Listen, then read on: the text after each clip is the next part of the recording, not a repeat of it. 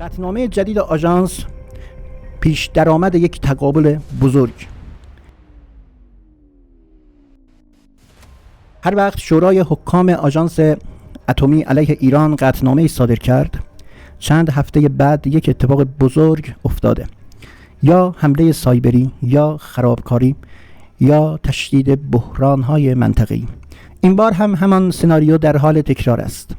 این قطعنامه ساده نیست. نقشه راه یک فشار چند لایه است و پشت پرده اش بوی تقابل جدید آمریکا اسرائیل با ایران میاد. اما هدف نهایی چیه؟ بیایید این پازل رو عزیزان با هم باز کنیم و ادامه بدیم. خود قطعنامه چه شکلیه؟ اینو یک بحثی داشته باشیم و ببینیم اصلا به چه نوع و اصلا منظور از قطعنامه میگیم یعنی چی. در ظاهر قطعنامه میگه ایران باید توضیح بده. قطعنامه از ما میخواد بایستی توضیح بدهیم و پاسخ بدهد و همکاری کنه. همکاری یعنی اجازه بده که هر موقع دلشون خواست هر کجا رو که میخوان بیان نظارت بکنن، بیان شخم بزنن، بیان جاسوسی بکنن و اطلاعات رو تکمیل بکنن برای موضوعهای بعدی حملات. در به دنبال اون میزان 60% غنی سازی شده ما هستن، یعنی اورانیوم 60% هستن، چون که به واقعیت اونها یعنی طبق نظریه اونها و بررسی هایی که داشتن به صورت حقیقی اینکه ایران کمتر و حداقل تا 11 تا بمب اتمی که میتواند هر کدامش مثلا یک شهر یا یک منطقه از این اراضی اشغالی رو نه تنها با خاک یکسان بلکه در داخل یک حفره‌ای در واقع فرو ببرد و ببلعد کمپلت اسرائیل رو اینا دارن و حتی میتونن چند بارم استفاده بکنن. اینا ترس و لرزشون از اینه. اما در واقع عزیزان متن قطعنامه یک پیام خیلی شفاف به بازیگران غربی نیز میدهد. ایران را وارد فاز فشار مشروع نکنید. اگر ما وارد بشویم اون وقت به مانند همین بعد جنگ طبق نظرسنجی هایی که توسط رسانه ها و در واقع مراجع داده های ایران جمع‌آوری شده و طبق نظریه هایی که هم در فضای رسانه های مثلا سوشال مدیا و بقیه سایت هایی که خب اونجا نظر ملت و مردم رو میسنجن و پایش میکنن، بالای 70 تا جایی که حتی بالای 80% تخمین زده شد و مردم مطالبه بمب اتم رو دارن. به هر حال عبور میکنیم. اما در واقع متن قطعنامه عزیزان یک پیام خیلی شفاف به بازیگران غربی میدهد. ایران را وارد فاز فشار مشروع نکنید. یعنی از حالا هر اقدام سخت یا نیمه سخت آمریکا و اسرائیل پشت زمینه همه اینها با این نشان دادن وجه ایران که تمرد میکنه، نمیدونم قطعنامه صادر میکنه، یک تصویر چطور میگن ناخوشایندی رو از ایران نشان بدن که اگر فردا خواستن اقداماتی بکنن نیز به دردشون بخوره. بگن آقا جان این ایران یاغی هست و نمیشه سرکش هست و از این حرفا و یک خطر بالقوه اگر دسترسی داشته باشه به بمب اتم، خب این یک خطر بالقوه میشه برای هم همسایگان و هم موجودیت رژیم صهیونیستی که به عنوان یک تابعی از یک گوشه‌ای از امپریالیسم غرب و هژمونی غرب و تمدن غرب اونجا مچاله کردن گذاشتن برای ما نمایش میزنن. نکته تحلیلی این داستان و این بحث ما در این بخش تو ادبیات آژانس وقتی عباراتی مثل عدم شفافیت مستمر یا مانع تراشی در دسترسی ها تکرار میشه، اینها پیش زمینه فاز دوم فشارن و الان دقیقاً همین کلید واژه ها وارد متن هم شده. عنوان میکنن دیگه اینا رو. این اصلا داستانشون بر این باوره. حالا چرا الان منطق زمانی قطعنامه به چه صورته؟ نقشه منطقه جنگ غزه، تنش در دریای سرخ. وقتی آمریکا و اسرائیل درگیر جنگ‌های چند جبهه‌این از غزه و لبنان گرفته تا دریای سرخ، نیاز دارن جبهه ایران رو کنترل کنن. هرچند که خب اینا همشون ذیل همون جبهه ایران اینا میان تفسیر میکنن و ایران رو که میگن مثل سر ما رو زد و نمیدونم فلان سر فلان رو زد، به عنوان رهبریت این جریانی که در واقع اقدام به محاصره حتی اراضی عشق رواج شدید، اولین برکتی که به شما داد گرفتن جان عزیزان خانوادت بود.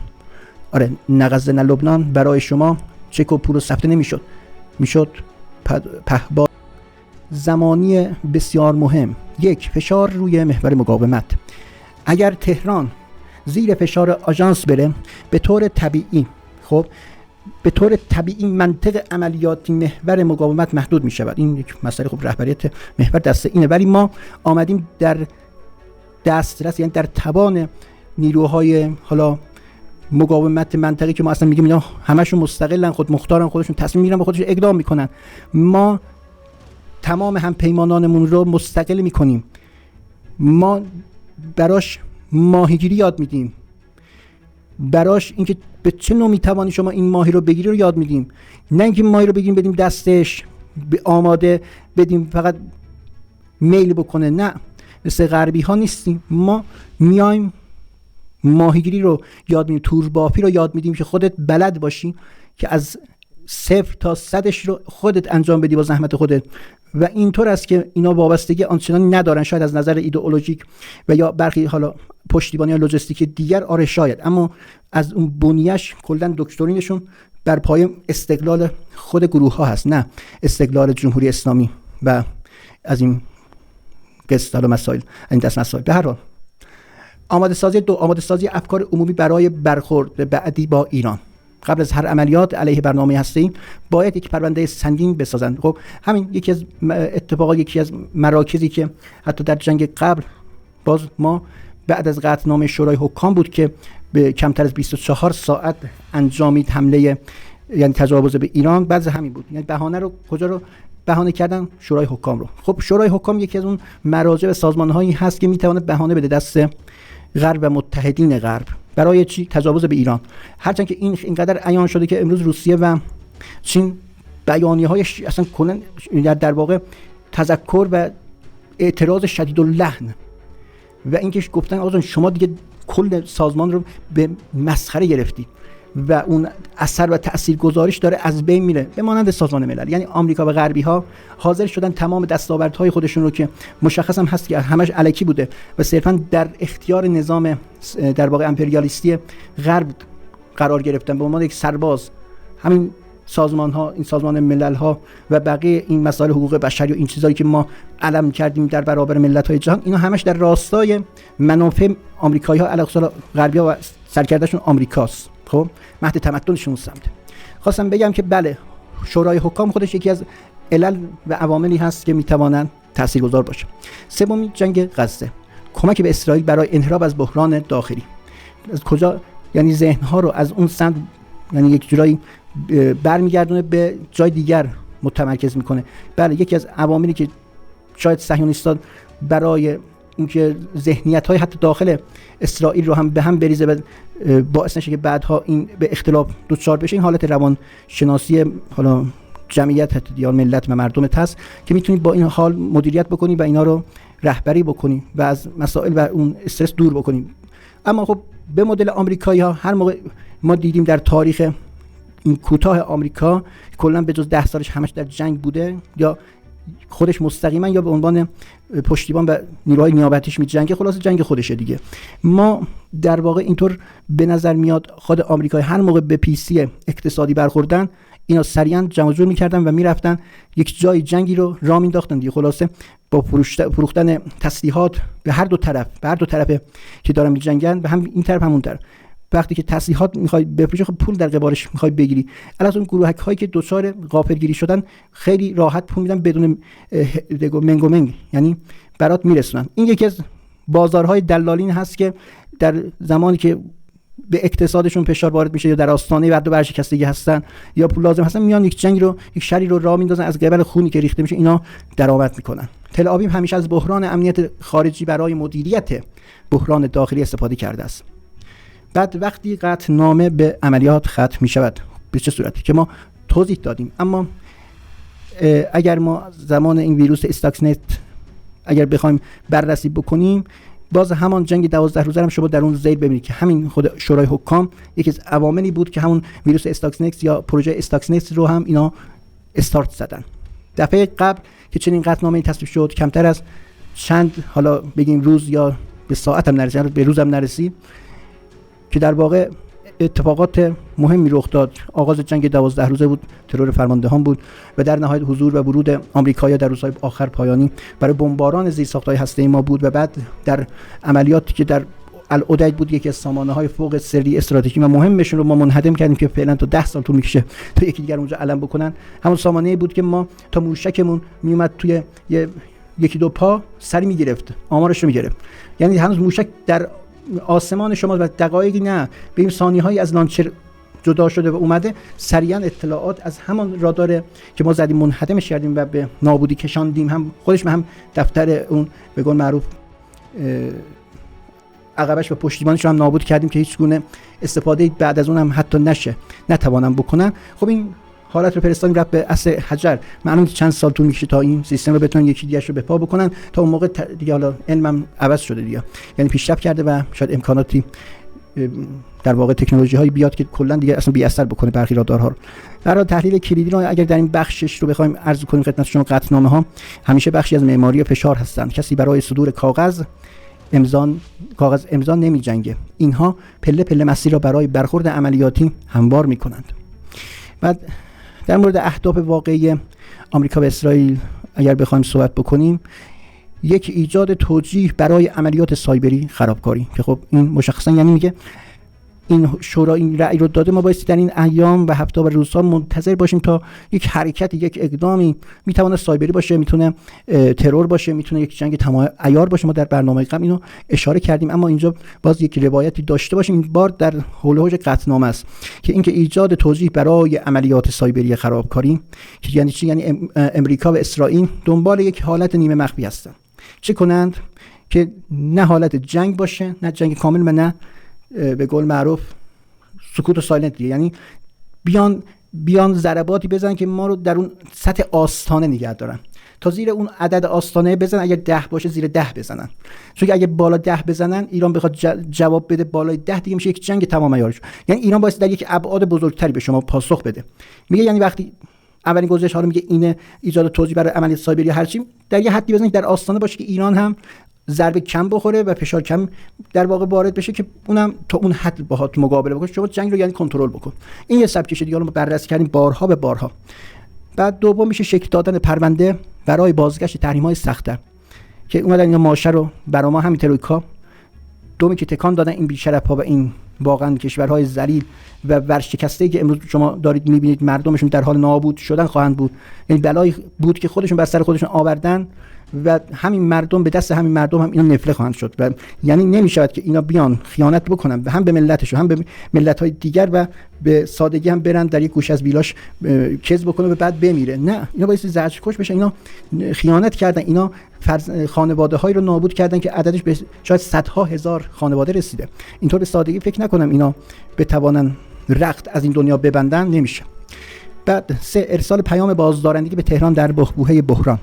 هدف این که تهران را مجبور به ارزیابی دوباره پاسخ‌های منطقه‌ای کنند. این خب دلیلش میتونه باشه و تاثیرگذار هست در بین سیاسی و ساختن سناریو که تهران مقصره. همین ایمیج بعدی از ایران نشان بدن به دیگران و یک اجماع بعدها یک اجماع عمومی و سراسر بین‌المللی و بر علیه ایران رو خب در واقع تشکیل بدن. یعنی کل دنیا باهات مخالفه. یعنی یک مشروعیتی حتی اگر قانونی هم نباشه، چون که یک اجماع جهانی ایجاد کرده، میتوان حتی به حملات نظامی انجام بده. حالا ما میگیم که آقا شما در 12 روز عملیات انجام دادید. ترامپ هم اعتراف کرد، گفت که آقا من خودم از همون ابتدا آژیر اولش من خودم اونجا فرماندهی میکردم عملیات رو. یعنی در همون ابتدا عملیات ترور ایشون عملیات فرماندهی میکرد. چه زبانی بگه که ما بودیم از همون ابتدا؟ خب اینم دیگه علی برکت الله دیگه. اگر در منطقه اتفاق بیفته یا جنگی گسترش پیدا کنه از قبیل پرونده‌های ساخته شده توسط این ترویکا بر علیه ایران که ایران همکاری نکرده، ایران مقصره و فلان، اینو علم بکنن و بزنن بساطا برق کلم. بعد منطقه اسرائیل کاملا روشن عزیزان. تأسیسات ایران باید دائما تحت فشار روانی و حتی امنیتی باشه و حتی اگه بتونن نابود بکنن که چه بهتر. این هر در واقع سایتی که در منطقه زد، چه در سوریه و چه در عراق و در مصر حتی در لیبی، اینا رو رفت تماما منهدم کرد و نه تنها به اون اکتفا نکرد، بلکه برگشت این دانشمندانشون رو هم که در این عرصه بودن اونها رو پیدا کرد، همشو ترور کرد. یعنی هم علم رو میزد هم خود صنعت رو میزد. چرا؟ چون که فقط این میتواند در منطقه غرب آسیا به عنوان ژاندارم یا پلیس آمریکایی داشته باشه، حق استفاده رو داشته باشه. این هم همش جوک بود، داستانو برای ما هیچ ارزشی ندارد. اگر کسی بخواد چه اسرائیلی باشه و چه غیر اسرائیلی بخواد حملات اتمی رو آغاز بکند، در عرض کمتر 48 ساعت جهان با یک پدیده‌ای به نام زمستان اتمی روبرو خواهد شد. بشریت نابود میشه و فکر نکنم که اسرائیلی‌ها و یا آمریکایا قلاده نتانیاهو رو انقدر شل بکنن که تا به این جنایت هم دست بزنه که در نهایت نه تنها خودش نابود میشه بلکه بشریت.